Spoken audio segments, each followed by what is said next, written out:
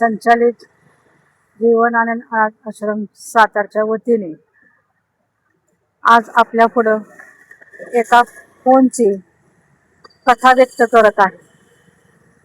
मित्र, आपण याच ठिकाणी गेल्या हप्त्यामध्ये एका मुस्लिम आजीचा व्हिडिओ शूट केला होता. इथं मशीद आहे, ती महिला अपंग आहे आणि आपण त्या महिलेला 4 चाकी सायकलची मदत करा असं म्हणून आवाहन केलं होतं. आमच्या साताऱ्यामधले एक आमचे जवळचे मित्र आहेत, ते मला ओळखतात, मी त्यांना ओळखते, चांगला आमचा परिचय आहे. त्यांचा मला आज 11:33 फोन आला आणि ते म्हणाले की अनाथांची दिदी, तुम्ही ज्या महिलेसाठी 4 चाकी सायकलची मदत मागत आहात, मुळातच ती महिला मुस्लिमची आहे, नाहीतर मी चार चाकी सायकल त्या महिलेला मदत केली असते. आता आमचा परिचय असल्यामुळं, अचानक फोन आल्यामुळं मी त्यांना 2 शब्द बोलले माझ्या वतीनं, पण मला त्यांच्या प्रश्नाचं उत्तर असं दूषी वाटते. खरं तर जीवन आनंद सामाजिक संस्था सातारा संचालित जीवन आनंद अनाथ आश्रम सातारा, आम्ही सामाजिक काम करत असताना रोडवरील बेघर, बेवारस, अंध, अपंग, गतिमंद, मतिमंद, विकलांग यांच्यासाठी काम करतो. आम्ही त्यांची सेवा करतो. सेवा करत असताना आम्हाला एवढंच माहीत आहे की ह्या पृथ्वीवरती परमेश्वराने 2 जाती निर्माण केल्या आहेत, एक स्त्री आणि एक पुरुष. त्याच्यामुळं मी त्या भावाला या व्हिडिओच्या माध्यमातून उत्तर देते की आम्ही जातीपातावरती काम करत नाही. आम्हाला कोणत्याही जातीचा व्यक्ती भेटो, मग तो अनाथ असेल, अपंग असेल, कोणत्या असेल, त्याचं काही अडचण असो, आम्ही गाडी थांबवून त्याला विचारपूस करून त्याच्या अडचणी समजून आम्ही त्यातनं मार्ग काढतो आणि त्यांना आम्ही सहकार्य करण्याचा पूर्णपणे प्रयत्न करतो. आम्ही जे आश्रम उभा करणार आहोत त्या आश्रमामध्ये आम्ही सर्व जाती धर्मांसाठी तिथे लोक असणार आहेत, लहानपासनं मोठ्यापर्यंत, स्त्रीपासनं पुरुषापर्यंत, मुलगा असो मुलगी असो. तर त्या भावाने असं जातीवरनं बोलायला नाही पाहिजे होतं, ते मला अजिबात आवडलेलं नाही. कदाचित तुम्हाला पण ते आवडणार नाही.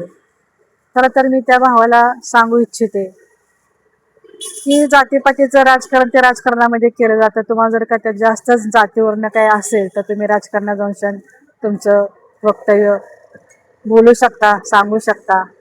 पण मी तुम्हाला ओळखते, तुम्हाला मुस्लिमनं बकरं कापलेलं मटण खायला चालतं, मुस्लिमच्या दारूच्या दुकानातली दारू तुम्हाला चालते, मग एखाद्या मुस्लिमच्या महिलेला सहकार्य केलेलं का नाही चालत? बरं, आम्ही तुमचं नाव घेऊन तुम्हाला मदत मागितलेली अजिबात नव्हती. कुठल्या जातीवरती आम्ही मदत मागितलेली नव्हती. आम्ही आव्हान केलं होतं, एका महिलेचं वय जास्त आहे आणि तिला सायकलची गरज आहे, त्या अनुषंगाने आम्ही आव्हान केलं होतं. दुसरी गोष्ट सांगायची म्हणजे तो खूप जवळचा मित्र आहे, परिचय, त्याला माझं ऑफिस माहीत आहे, मी माहीत आहे. त्यांनी ऑफिसमध्ये येऊन पण त्याचं मत शेअर करायला पाहिजे, पण त्यांनी मला फोन केला, म्हणून खास त्यांच्याकरता हा व्हिडिओ आहे. जेव्हा त्याचे वडील वारले तेव्हा मुस्लिमच्या लोकांनी त्याला वडिलांच्या अंत्यसंस्काराला सहकार्य केलं होतं. आजपर्यंत त्याचे पैसे पण दिलेले नाहीत, ही गोष्ट मला माहिती. आज त्यानं त्या वडिलाला इकडून तिकडून लोकांकडनं मदत घेऊन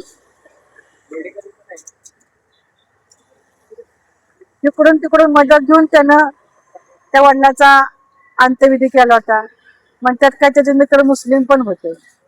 तर भावा, मी तुम्हाला एवढंच सांगू शकते की आम्हाला कुठल्या जातीपातीवरती काम करायचं नाही.